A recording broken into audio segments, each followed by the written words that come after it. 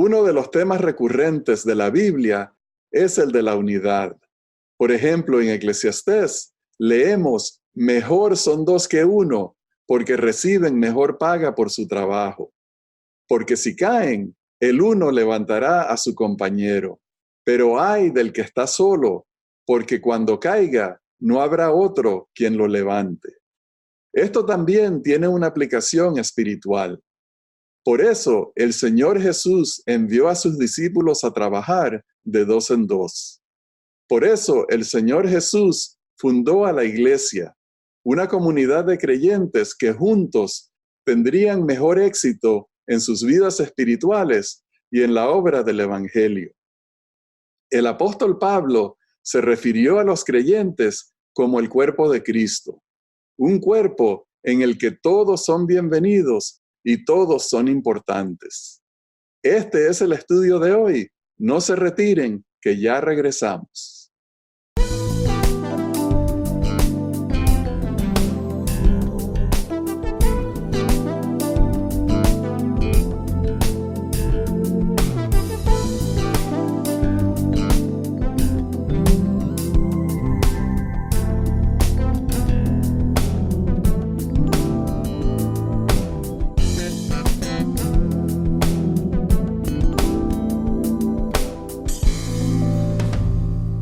Hola, apreciados hermanos, bienvenidos a Perspectiva Bíblica. Johnny, qué gusto volver a tener el estudio contigo. Hoy tenemos el tema que se llama una comunidad de siervos. Y eso es importante, Rafael, porque ser siervo es el privilegio más grande de la vida. El que no sirve para vivir. Debemos orar, ¿verdad? Oremos. Amante Dios, te doy gracias por el privilegio que nos das de acercarnos a ti. Ayúdanos a ser siervos para que podamos servir y de esa manera cumplir el propósito que nos has dado en esta vida. En el nombre de Jesús oramos. Amén. Amén. Amén. Johnny, esta lección quiere hacer énfasis en el tema de la comunidad. Cuando Jesús comenzó su ministerio, nosotros sabemos que Él empezó a llamar personas y resulta que Él no las llamó de la misma comunidad, sino que Él empezó a crear un grupo variado porque Él iba llamando a las personas que Él leía, que iban a aceptar, que iban a ser útiles para su ministerio. Y por lo tanto empezó a juntar a personas que normalmente o naturalmente ellos no iban a ser amigos naturales. O sea que los pescadores no iban a andar con el publicano. Y entonces Jesús tenía que unirlos y crear ese sentido de comunidad. Y no solamente con ellos. Con ellos era más fácil porque estaban unidos y caminaban y pasaban tantas experiencias juntos y recibiendo las enseñanzas de Jesús, pero estaba también el pueblo más amplio que estaba escuchando sus enseñanzas. Y entonces, cuando leemos las palabras, las enseñanzas de Jesús desde el punto de vista de comunidad, encontramos que en muchos ejemplos y en muchas enseñanzas, Él sacaba el tema de comunidad. Y es entonces cuando vamos a empezar a leer un par de enseñanzas de el Sermón del Monte en los cuales Él está tratando de crear la comunidad. Vamos a leer el primero. Vosotros sois la sal de la tierra, pero si la sal se vuelve insípida, ¿con qué será salada? No sirve para nada, sino para ser echada fuera y hollada por los hombres. Dios nos llama, Rafael, a hacer sal.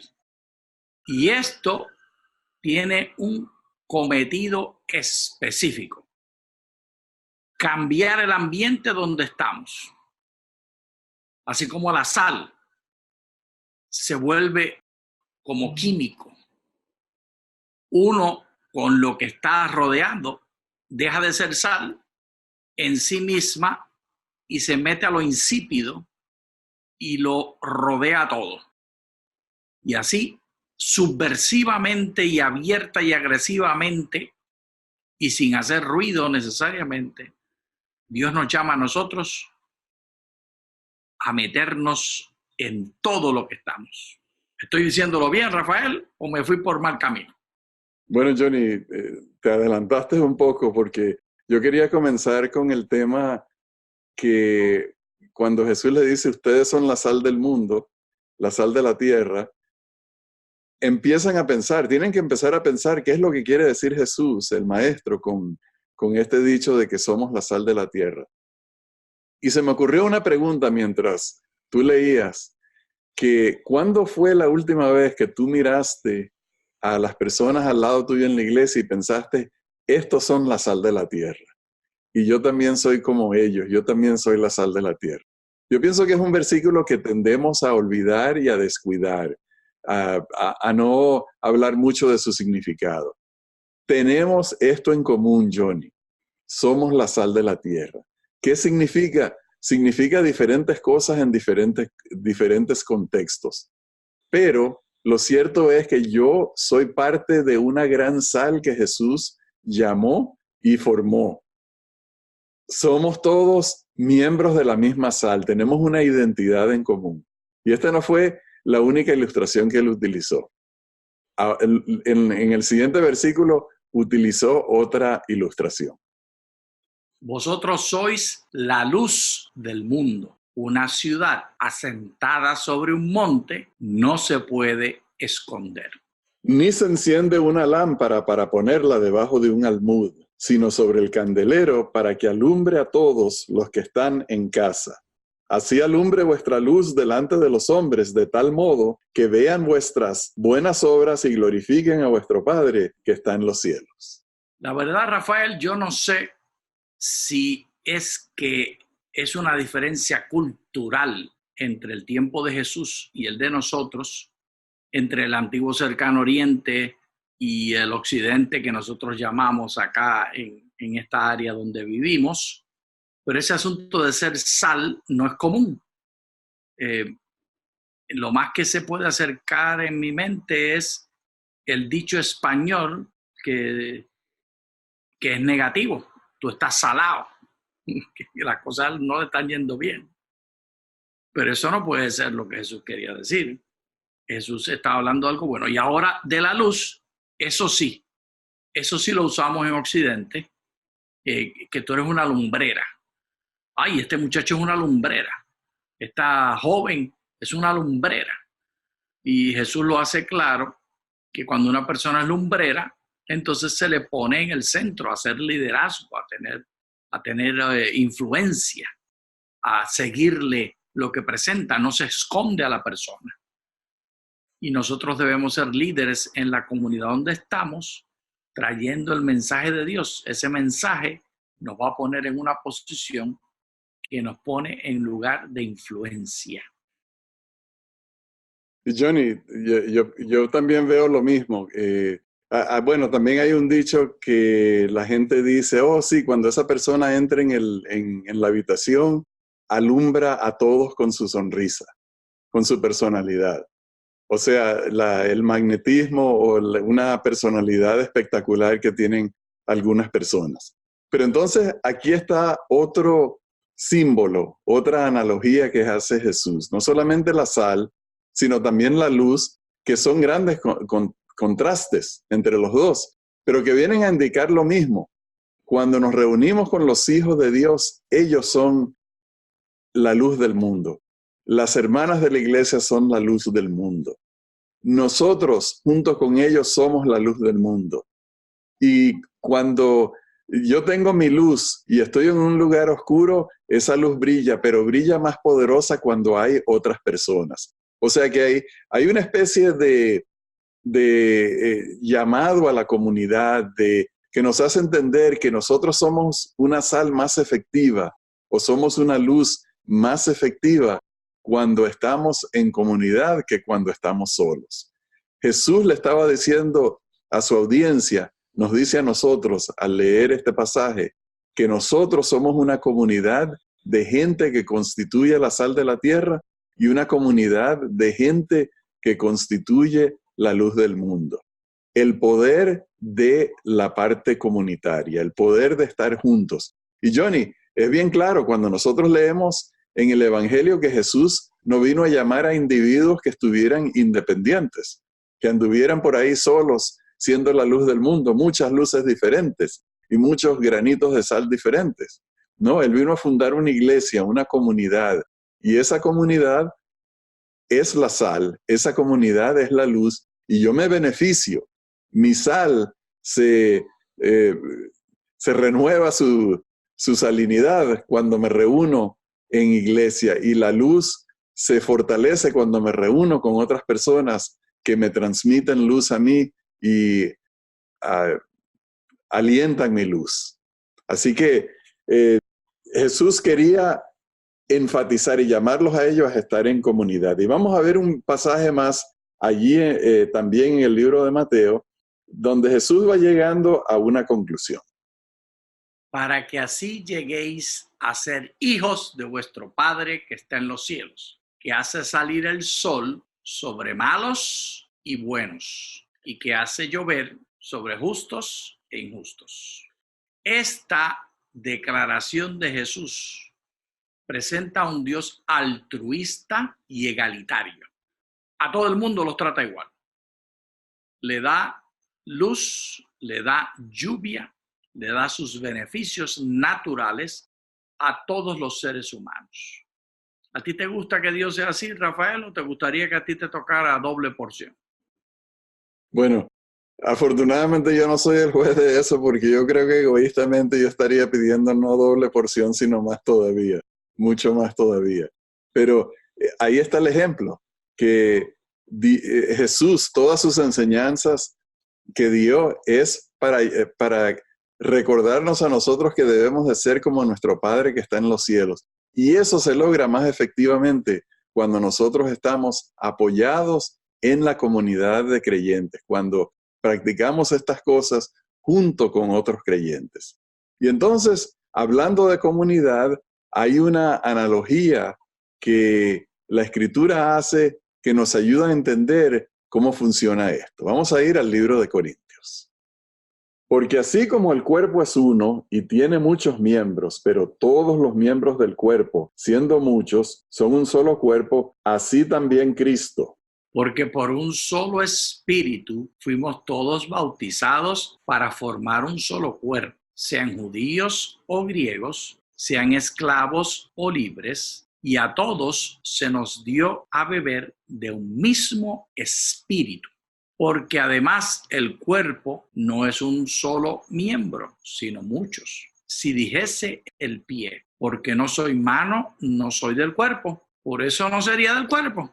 Y si dijese la oreja, porque no soy ojo, no soy del cuerpo, por eso no sería del cuerpo. Si todo el cuerpo fuese ojo, ¿dónde estaría el oído? Si todo fuese oído, ¿dónde estaría el olfato? Pero el hecho es que Dios ha colocado los miembros, cada uno de ellos, en el cuerpo, como Él quiso. Porque si todos fueran un solo miembro, ¿dónde estaría el cuerpo? Ahora bien, los miembros son muchos, pero el cuerpo es uno solo. Ni el ojo puede decir a la mano, no te necesito, ni tampoco la cabeza a los pies, no tengo necesidad de vosotros. Antes bien, los miembros del cuerpo que parecen más débiles son los más necesarios, y aquellos del cuerpo que nos parecen menos honrosos, a estos vestimos con más honra, y los que en nosotros son menos decorosos se tratan con más decoro. Johnny, este es un pasaje que hemos visto muchas veces en la Escritura y que nos quiere enseñar a nosotros nuestro lugar en la comunidad de los creyentes, nuestro lugar en la iglesia. Todas las personas son bienvenidas al cuerpo, sin importar quiénes son, sin importar sus talentos, sin importar su origen, sin importar sus defectos. Todas las personas son invitadas a ser parte del cuerpo de Cristo. Y una vez que nosotros estamos conectados con el cuerpo de Cristo, sucede algo maravilloso, y es que nosotros empezamos a nutrirnos del cuerpo y el cuerpo se nutre de Dios.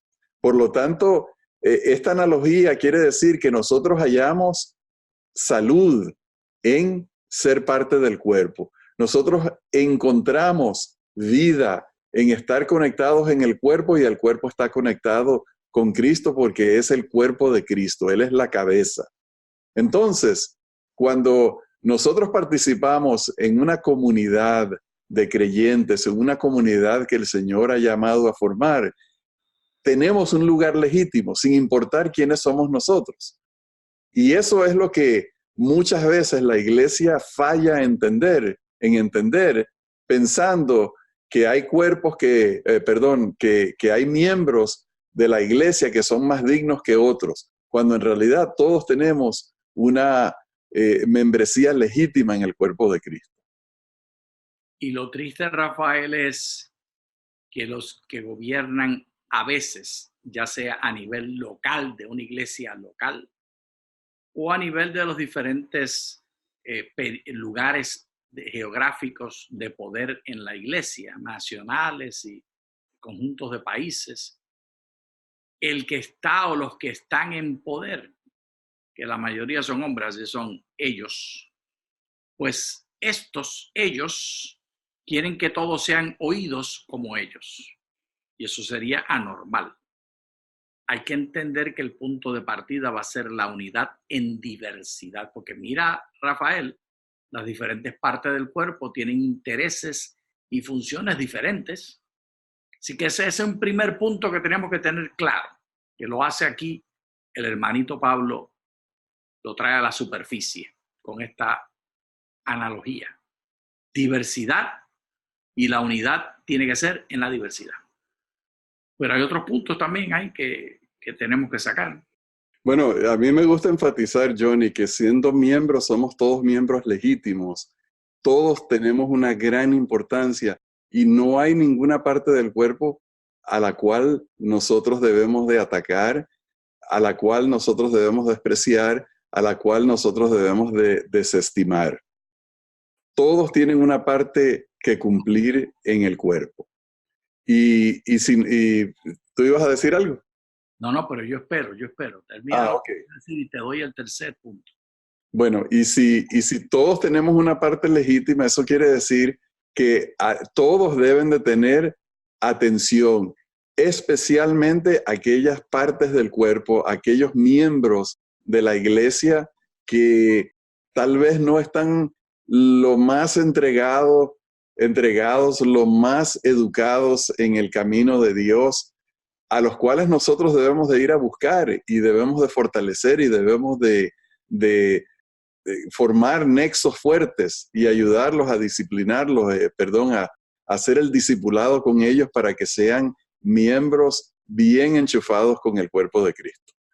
A mí me parece que la palabra que usaste es correcta. Disciplinarlos no quiere decir castigarlos. Disciplinarlos quiere decir que lleguen a ser parte del engranaje. Que no sean ellos los que están aquí haciendo ruido, sino que el ruido de ellos lo traigamos para que todo el sistema esté en función disciplinado. No porque todos quieren el mismo interés, aún aquel que está temblando, que no va al ritmo, entonces lo traemos y hacemos un nuevo ritmo. Porque en particular, el punto que iba a enfatizar, el punto número 3, que además de estos dos tan importantes que hemos visto que nos enseña esta analogía, el punto número 3 nos dice que el cuerpo le da mayor importancia a una cosa en particular, a la que duele. Si te duele, esa va a tener el control del resto del cuerpo. Y así debe ser la iglesia. Si tenemos una iglesia, un miembro, una familia que está en dolor, y podemos regañarlo y decir, no, pero se supone que tú no tengas dolor, tú no tenías que haber pisado no tenías que haber estado caminando sin zapatos y haber pisado ese pedazo de metal que te cortó el talón del pie. Tú eres el culpable. Si la cabeza le dice eso al talón del pie, ¿resuelve el problema del cuerpo? No. Pero así hacemos en la iglesia. Queremos echarle la culpa al que se está quejando. Y lo que nos enseña esta metáfora es que hay que darle primera atención a los que están en dolor. Y Johnny, siendo miembros del cuerpo y la cabeza es Cristo, entonces hay algo que tenemos que entender. Cristo tiene una obra de salvación que hacer en el mundo. Cristo tiene una obra de beneficencia que hacer en el mundo, obras de misericordia. Pero, ¿cómo las va a hacer Dios? Porque Dios nos escoge a nosotros. Y quiero leer a continuación estas palabras de Teresa del Ávila que nos ayudan a ilustrar. Dios no tiene cuerpo en la tierra sino el tuyo, no tiene manos sino las tuyas, no tiene pies sino los tuyos. Tuyos son los ojos con los que la compasión de Dios mira el mundo. Tuyos son los pies con los que Él camina para ir haciendo el bien. Tuyas son las manos con las que ahora tiene que bendecirnos. Qué palabras tan inspiradas las de la hermanita Teresa de la ciudad de Ávila, en España. Gracias, hermanita Teresa. Y yo quiero vivir conforme esas palabras, Rafael, porque tú y yo somos los representantes de Dios. Pablo lo dice de una manera un poquito más sofisticada, llamándonos embajadores. Y a través de la lengua nuestra, Dios ruega que se reconcilie el mundo con Él, que es la obra de la cual tú estabas hablando. Pero aquí, durante todo este trimestre, en la lección que estamos resumiendo ya hoy al finalizar, la clave ha estado en la representación que hace Dios de esa misión que nos ha dado en forma de servicio a los necesitados.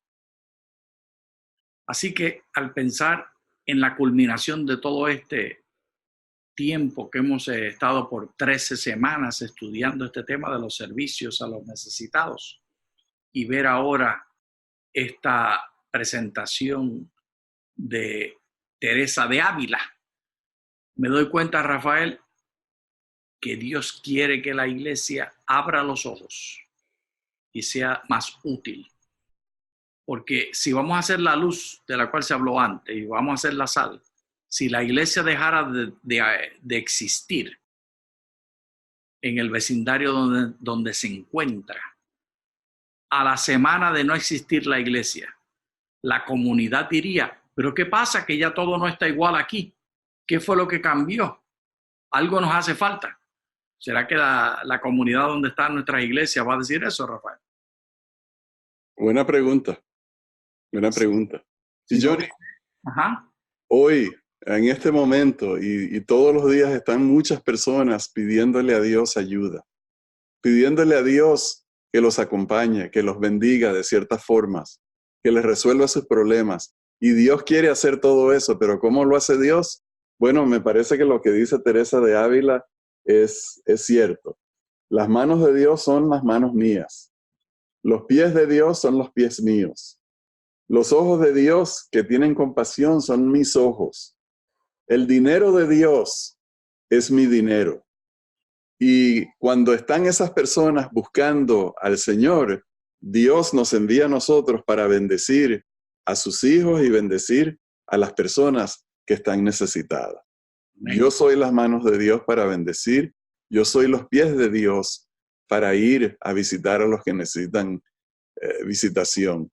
Yo soy la voz de Dios para ir a hacer oraciones con las personas y darles palabras de ánimo. Eso es lo que tenemos que acordarnos.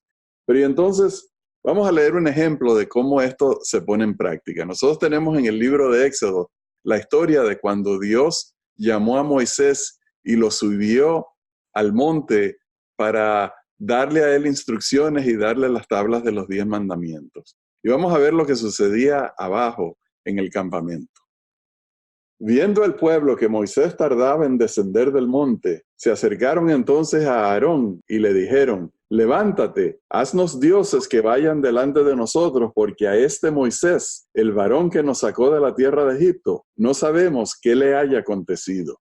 Y Aarón les dijo, apartad los zarcillos de oro que están en las orejas de vuestras mujeres, de vuestros hijos y de vuestras hijas, y traédmelos. Entonces todo el pueblo apartó los zarcillos de oro que tenían en sus orejas y las trajeron a Aarón.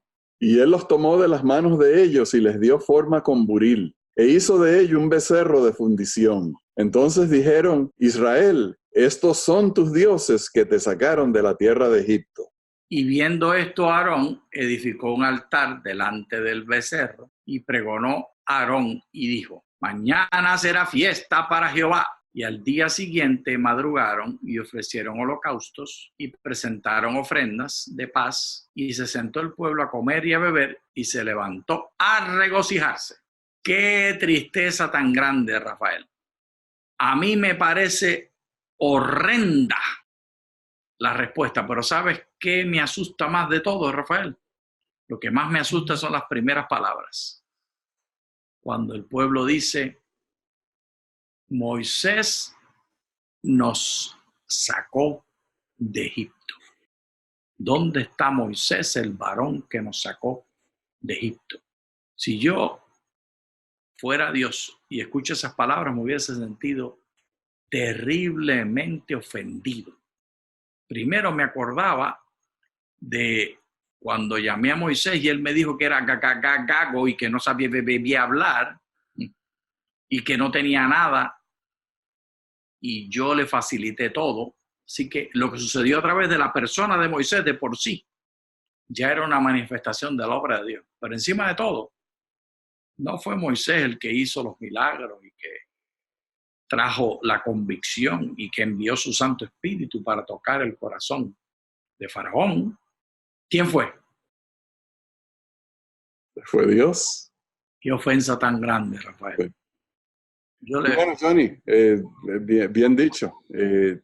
Lo que se resalta aquí es la apostasía del pueblo de Dios. No era un pueblo ignorante, era un pueblo que había vivido cosas muy poderosas, muy evidentes a los ojos del poder, demostraciones del poder de Dios y de su amor para ese pueblo. Y ahora que estaban liberados, entonces en vez de servir a Dios, apostataron. Y entonces, ¿qué sucedió? Y aquí es donde entra la parte que nos interesa a nosotros, los pasajes finales. Vamos a leer en Éxodo.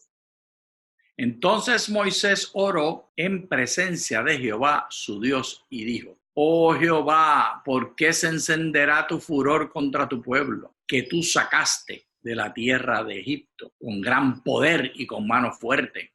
¿Por qué han de hablar los egipcios diciendo: para mal los saco, para matarlos en los montes y para raerlos de sobre la faz de la tierra? Vuélvete del ardor de tu ira y arrepiéntete de este mal contra tu pueblo. Acuérdate de Abraham, de Isaac y de Israel, tus siervos, a los cuales has jurado por ti mismo, y les has dicho: yo multiplicaré vuestra descendencia como las estrellas del cielo. Y daré a vuestra descendencia toda esta tierra de que he hablado, y la tomarán por heredad para siempre. Entonces Jehová se arrepintió del mal que dijo que había de hacer a su pueblo. Ciertamente, Rafael, lo más importante que hizo Moisés lo debemos imitar nosotros. Ser un prototipo de Cristo Jesús.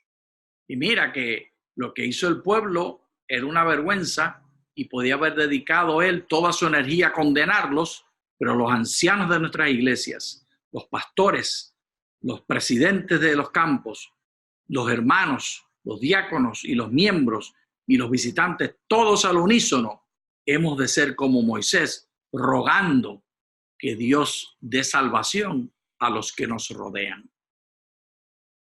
Y bien, con esas palabras llegamos ya al final de nuestro estudio. Les agradecemos por habernos acompañado y les deseamos muchas bendiciones de Dios. Muchas gracias.